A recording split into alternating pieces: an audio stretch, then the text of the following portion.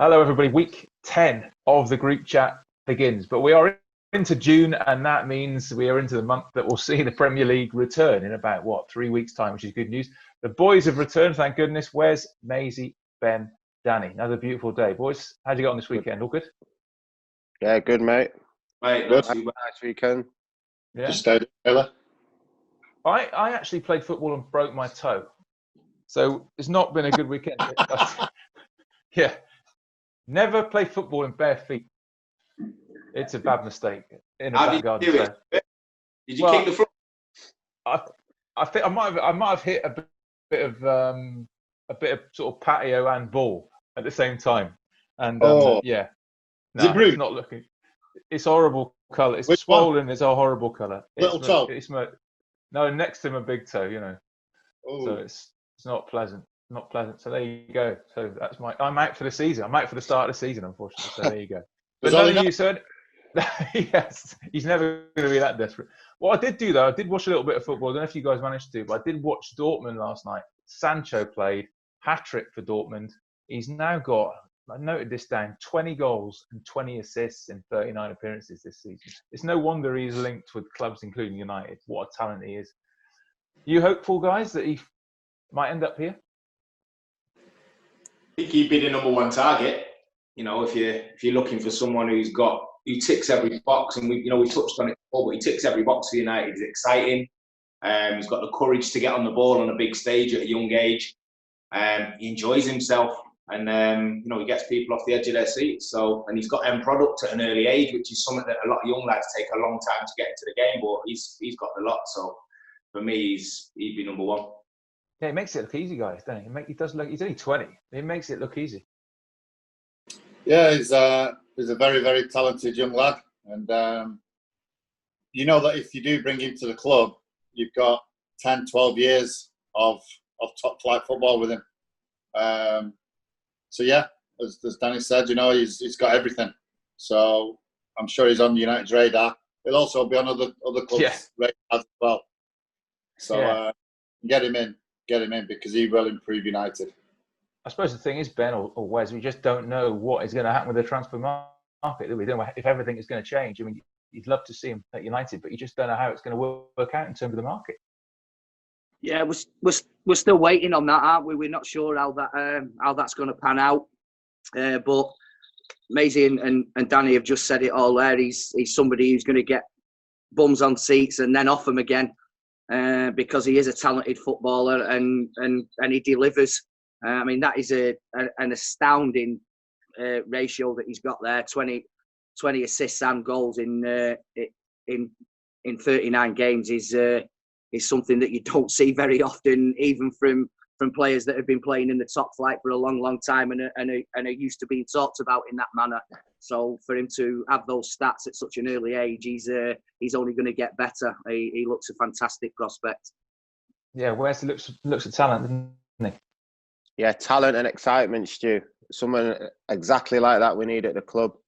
We've had them over the years, and I'm sure if we were to get him, if we could, the excitement brought back to the fans would be fantastic. And not just that, but it'd be good for the team as well. You know, we've had players like that over the past. With maybe Cristiano Ronaldo was one of them, where he's a sort of player that draws 3 or 4 defenders out and makes the game a lot easier for other players. So, I mean, if we could do it, it'd be brilliant. Before we bring in our first guest of the week, just a lot of reaction to Luke Chadwick, who was here on Friday. It was great fun with him. Let me just go through some of your reaction on social media, YouTube and so on. This one here, Chadders saying, always hoped the lad would have broken into the first team permanently, but to be fair, he had a hell of a wing department to compete with. Glad to see he's doing well and the mental health issues didn't stop him from continuing his career. Another one here, more simple, Chadwick 1, Gerrard 0, which is a nice way of putting it, as Chadwick is a Premier League winner. Here's another one here. I'm not sure I was prepared for that ending to the show. Another top show, lads. That, of course, was when David May chatted up Ben Thornley, which was one of the highlights of last week's broadcasting. This one, I really hope this show continues. It's been bloody brilliant. Keep up the work, boys. Another one here from Teddyboy94. Only just started watching this. Been missing out on loads of episodes. Wish I knew about it earlier. Would have made lockdown go a lot quicker. Well, this is what, show 45? You've got a few to catch up on them. You can always catch up on them on YouTube. And this one from Tracy: I'm laughing so hard I had tears. What a brilliant way to end the week. David May chatting at Ben Thornley was hilarious. What a lovely guy. It was great to listen to the banter between you all. Take care, everyone, says Tracy. So there you go. That was that. Enjoy that, Maisie? It's good. Well, to be fair, I'd have loved it to carry it on a little bit longer, just so that everyone else can actually see what went on after. You know, the shutter came down on it. Yeah. Can I just say that Friday's show was the most edited show that we've been involved with, and that was in 40-odd shows. That was the most edited show, very carefully edited, I have to say. But yeah, I can say I have roomed with Ben on numerous occasions, and if it ever got to that point in the relationship, then nothing would be going on. Trust me. Yeah. MUTV at manunited.co.uk on the email if you want to get in touch. But let's bring on our first guest of the week, who starred in one of TV's biggest dramas of recent years. It was Sam Tarly in Game of Thrones. United fan, Manchester born and bred, actor John Bradley West. How you doing, mate? Great. Very good. You okay? Yeah, very good, fellas. Nice to see you all. Good morning. Hey, John. Morning, mate. And Thanks for giving me something to get out of bed for. No, even you tweeted about this show right at the start of it all, mate. We appreciate the fact that you've been a supporter of this show as well. No? I think it's very important that in times when people are a little bit uncertain and a little bit scared, that they see familiar faces, and especially with people who aren't seeing the pals or maybe aren't seeing the family as much as they'd like to. It's nice that they can see a lot of people and kind of feel that community spirit and that they're still attached to something that they care about. So no, it's good work, fellas. How's it been for you, mate? Obviously acting, has it just ground to a halt? I mean, how's it been for you? Everything's been put on hold, yeah, understandably. At sort of every stage of the process, really. Stuff isn't being cast at the moment, stuff isn't filming, obviously, and a lot of the sort of editing and post-production stuff on a lot of the work that's already been done has stopped as well, just because it'd be hard to promote stuff and hard to go into studios and do your post-production at the moment. So everything's ground to a halt, really. And yeah, it's a funny old time. It's a funny old time, but if the options are risk it or play it safe, the option should always be to play it safe. And, there are certain, as we found out, there are certain industries that you can take a break from and not much changes. And there's certain those essential industries that have to keep going. But if you don't have to put yourself on the line, then do the right thing, Yeah. It must be weird because you've been nothing but busy really for, a decade perhaps. And now all of a sudden things have slowed down a bit. Is it strange? It is strange. I mean, the last season of Game of Thrones, we filmed that over 2 years ago anyway. So that cycle and the process of making that show has been over for quite a while now. It was always 8 months of the year in Belfast and then 4 months of the year to do other things. And coming out of that routine and coming out of that, having your whole year mapped out for you like that, it's a bit harder to get used to anything else, really. It's the same as leaving any job after a decade. You have your mates there and you have your plan and your routine set out, and suddenly you've got to adapt to a new one. And yeah, I think that everybody enjoyed the rest for the first couple of weeks of it. I think everybody decompressed a bit, and we didn't really have it in our minds quite how long it was going to go on for or how it was going to turn out. But I think that now people finding ways to work again and finding, that getting back to work, they never would have thought it, but getting back to work for people now is suddenly looking like quite an attractive prospect. John, what's the daily routine? Well, as I was saying, you've got me up slightly earlier than I've been getting up, to be fair. It's a lot of people talk about coping mechanisms and stuff, and you hear a lot of people saying, make sure that you're doing things that you enjoy, make sure that you find little pleasures here and there, and you do stuff that you like. But one thing that I found really helps is to have something in the day that you're really not looking forward to at all, that you're dreading a little bit, and you just can't wait to get done. Be it a little bit of maybe going for a bit of a run round or something, or doing a bit of admin or a bit of office work, or something that's just a bit of a niggle in the back of your mind. Yeah. Get that done, and then you can sort of enjoy your rest after that. Really, I think the days just drag on and on if you just sit down watching telly. I think that you've got to have an obstacle in your day, clear the obstacle, and then after that you can enjoy your rest a little bit more, I think. But I think the days are going really quickly. I don't know about anybody else. I think that no, I really do. I think that's that you get up and then you mooch about for a little bit, and then before you know it, it's sort of tea time and then MUTV group chat time, I should say, and then bedtime. What time have you been getting up then? Well, I should qualify this by saying I've not been getting to sleep till pretty late on. I'm going to bed at the normal time, but I just think people's minds are so active, and there's always this sort of undercurrent of anxiety all the time these days. I've not been getting to sleep till 2, 3 most mornings. I'm probably getting up about it. That's me, that, yeah, it's weird, isn't it? It's so weird that you go to bed tired and you find yourself still awake. 3 o'clock in the morning. It's a funny thing. I think it's just because your brain's just so active at the moment because everybody's staying alert. Let's not forget. Yes. But I think that you find it hard to just switch that off and decompress properly. So, and I've weird dreams and everything. All those crazy dreams that everybody seems to be having at the moment. It's just because you've got a lot bubbling on in your mind, and I think people are finding genuine mental rest sort of quite hard to come by at the moment. But football's coming back, mate. Are you happy about that?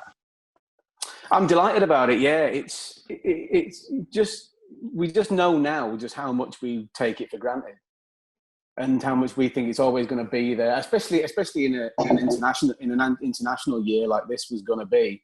You feel like you've been conned out of it a little bit. But I think the Bundesliga coming back, and now the big one, the Premier League coming back. It's reminding people that football is a luxury, and it's something that we should cherish. And I'm planning on watching as many games as I can. I don't know about everybody else. Just really getting properly stuck into it. And I hope that they're doing it now because it's 100% safe to do it now. I hope there's, you never know, but some kind of financial incentive to do it now. Who knows?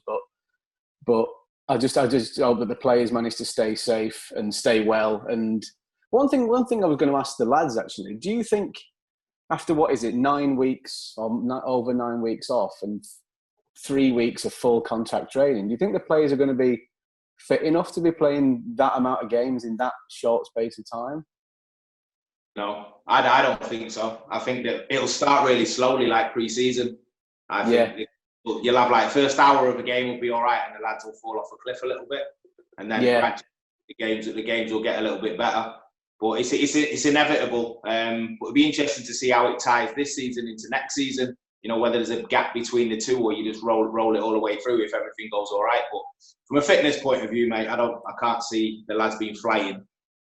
No, it's going to be, if they do roll it into next season, you're asking players to play from 11 months. Yeah. 11 months pretty much if it just rolls on, and that just seems 11 months and then a Euro tournament to play after that.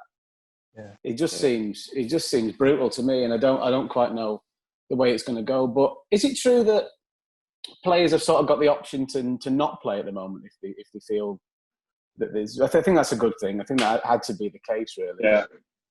Also, there's the 5 subs thing, isn't it? Where if you can have 5 subs, so to sort of put less sort of physical strain on a lot of players, because they're going to have to play a lot of games in the remainder of the season. So I suppose that's the squad's a bit bigger. Say again, mate. Is that 100% 5? It hasn't been decided on yet in the Premier League, but it's obviously happened in the Bundesliga, and I think there's so many games coming up that I think they might make bigger squads. Make bigger squads. How did you think it was going, by the way, mate? Before the lockdown started, I mean, United were in good form. Were you enjoying what you were seeing, John? I was really enjoying what we're seeing. Yeah, I think we'd managed to shake off some sort of fatigue or some sort of malaise that was a little bit prevalent for a while, and And we were really the last, obviously that last derby at Old Trafford. Yeah, that was just electrifying, and then that was a place that we got to, where we were beating City with sort of relative ease, and even a couple of years ago that was unthinkable. You were dreading derby days for a couple of years, and now you're going into them pretty confident, and it's and then the following game after that would have been Spurs away, and everybody was confident and everybody was well up for that as well. So it's a bit unfair, but I just don't, joining on the bandwagon of clubs that are complaining about things taking a break when they did, naming no names. You just don't want to be too down about it, because it is coming back, and we have got the chance to finish the season the way we want to in strange circumstances. No crowd and no advantage that way, and it's going to be a bit of a weird atmosphere. But we've got the chance to finish where we want to. And then what you were saying about the subs is an interesting thing as well, because that probably means there's going to be a few opportunities for some younger lads who have been in and around the first team, a little bit peripheral, and that many games, having to rotate the squad that much, risk of injury, playing that many games when you're not that fit. I think that we could see some of the lads really kind of taking their chances to really make the mark in the next couple of months. I mean, you were born late 80s, so when you got into United, I suppose you just knew nothing but success in your formative years following United. It was funny, yeah. Looking back now, it was a great time to grow up in Manchester. I grew up in Manchester. I was born in '88, so I first became sort of conscious of Manchester in the mid '90s, and when the team that you support from the town that you support is just winning everything in sight. And not just winning everything in sight, but playing cavalier, exciting, electrifying football. And at the same time, I know they're Blues, but the biggest band in the world is from the same place as you are. A council estate a couple of miles away from the council estate I grew up. You do think that you come from a really special place where anything is possible and dreams come true. And yeah, I think that Manchester in the 90s was a place that was infected with a real positivity, and United were a big part of that. And yeah, we grew sort of a sense of entitlement to success over that time. And that's the thing, compared to a lot of clubs, even the last couple of years has been more than most clubs would ever expect. You know what I mean? It's just that we've got so used to that, but basically owning the Premier League for all those years, and we've rightly got an expectation of the club, and hopefully we can get back there in the next few years. I do hope so. I wanted to ask you, mate, because obviously we're talking about football, but I must throw in a couple about the Game of Thrones, because what I didn't realise just reading was that when you graduated from theatre school in Manchester, your first audition was the Game of Thrones. Yeah, the very first one, and it was one of those things where it was this HBO show, and you knew he was going to be in it. You knew that Sean Bean was going to be in it, and Mark Addy was going to be in it, and you knew that you were just some little plum that had just come out of drama school, and you hadn't had much camera training. So I didn't even go into the audition thinking, I've got a good chance of getting this. I just didn't want to embarrass myself, really. I think I was treating it as a sort of exercise in doing auditions. And I thought to myself, well, if I'm going to do one, I might as well do a big one first, because the pressure's never really going to get as much as that.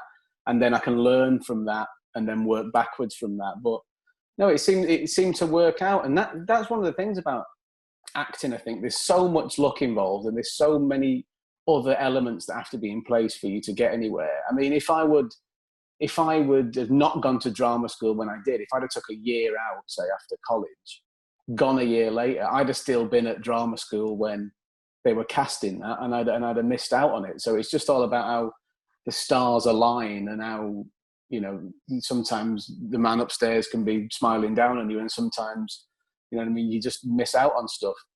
But yeah, that was 10 years ago this month. Yes. Yeah, 10 years ago this month. and not look back since, and it changed my entire life. And you know that whatever any of us do in the future, we owe that huge debt to that show for giving us that springboard, definitely. I was Sean Bean to work with, because when I was at Sheffield United, he always used to come in the dressing room, and he was a massive, massive character at the end of games and stuff. But then he was the one who you must have thought at the end of season 1, not giving it away so anyone who's not watched it, but when he did this, nobody must have felt safe, because he was obviously a massive character in it.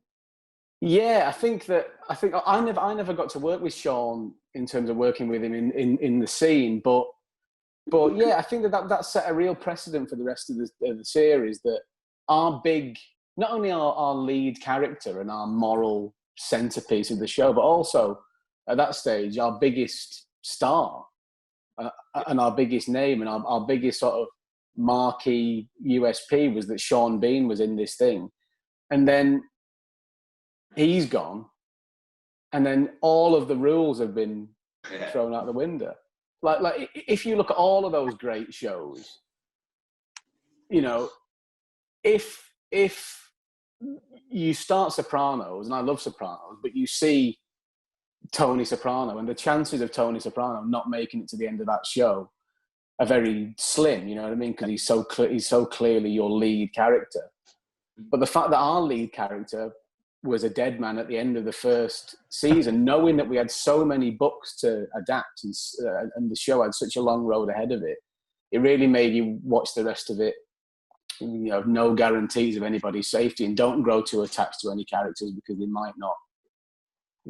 might break your heart. And that was what the show was all about. So yeah, we threw a lot of those, I say we, not me, George R.R. Martin mainly, and David and Dan, threw a lot of those rules out the window, really. We've all been obviously very fortunate in our industry to visit and see some great places. Has your filming taken you to any locations that you were blown away by, that you'd really love to go back if you weren't working? Yeah, Iceland was the one.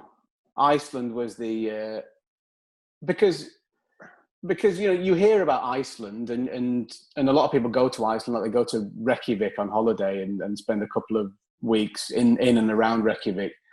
But we were like another hour's flight out of Reykjavik. We had to get a domestic flight, so we were on a glacier in the very northwest tip of Iceland, I think. And that was one of those special places where you stand there and you look at it, and it's like it's looked forever. I mean, there's nothing in your eye line that lets you know that it's, whatever it was, 2012. There's no telegraph poles. There's no buildings even. It's just something that's as it's now as it's always been. And when you're there and you get to see that stuff, but not only you get to see it, you get to go there doing work that you enjoy with people that you've known long enough to call you very close pals. That's when you know that you should be feeling very lucky and very grateful for these opportunities. Yeah. And what's next, mate? I mean, fingers crossed. What's next when eventually we start, or you restart in real life again? What's next? Any good projects? I've got a couple of projects that I already filmed towards the end of last year. Talking about finding projects that are different. I did a film with Jennifer Lopez and Owen Wilson towards the end of last year. It's called. Just drop that one in, Jay. It's called Marry Me, and it's a romantic comedy, and there are loads of good people in it. And that was something that I really waited to do. It ticked a lot of boxes in terms of it was a comedy, and it was a modern day thing, and it was a bit of a sort of a bit of a song and dance element to it, and it was as far away from Game of Thrones as you can get. So that's one thing that's... Sorry, mate. No, that's right. Sorry. Keep going. Daisy, mean you can watch that on our next date. Oh yes. And you can thank me later. Oh, we having a KFC or something like that? Yeah, and something else. Yeah. And then, so that's one thing, and then towards the end of the year again, I played local lad Les Dawson. Oh, all right. Yeah, played Les Dawson for a Sky drama, which will be out. I mean, we had plans to bring this stuff out this year in the summer or maybe the autumn, but all of that's been shelved for a while. But they will be coming out, and look out for them. But it may not be just yet. But yeah, no, couple of fun things in the can, and when all this is over, moving on to other things. Hopefully, fingers crossed. You get to work with Jennifer Lopez. I get to work with these Jen. Great. Doesn't seem fair. Doesn't seem fair. Doesn't seem fair. Listen, mate. I'm jealous of you, of course he is. Of course he knows. Yeah. John, it's been so good speaking to you this morning, mate. It's been great having you on. Thank you so much. What a pleasure. Keep up the good work, lads. Nice one, John. Take care, John. Take care of yourselves. Cheers. All the very, very best. Yeah.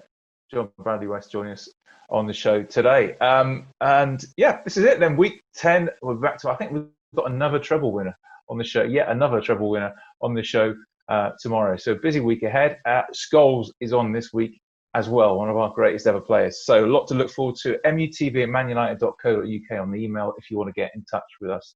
You want to get in touch with the lads. In the meantime, we'll see you tomorrow, lads. Have a good day. See you later. Cheers, Stu. See you in a bit, everyone. Just before we go, have a look at the Manchester United website, because the foundation this week are holding a raffle every day with some phenomenal prizes, some fantastic prizes. If you go to manunited.com/high5, manunited.com/high5, have a look at the details every single day via the Manchester United Foundation, some really special raffle prizes that you could win. manunited.com/high5. That's all from us. We'll see you tomorrow.